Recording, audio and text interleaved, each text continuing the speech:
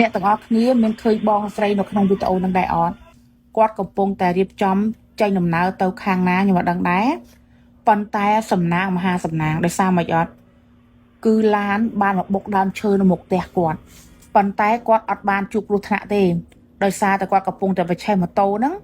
គាត់អត់ទាន់ដាក់លេខទៅឯសាប់តែឡានហ្នឹងមកបុកដើមឈើមុខផ្ទះគាត់តែម្ដងអ្នកនរគ្នាឃើញទេហើយអ្នកផ្ទះគាត់ចេញមកជួយច្របល់ថាហេតុអីបានជាគាត់មកឈរនៅជិតកន្លែងដើមឈើហ្នឹង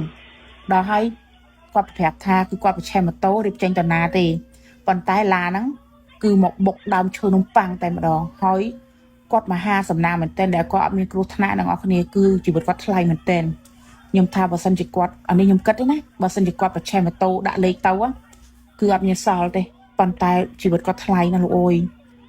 ហើយសូមសរសើរបងស្រីក្លាហានមែនទែនខ្ញុំឃើញឡើងភ័យខ្លាចចំនួនហ្មងណា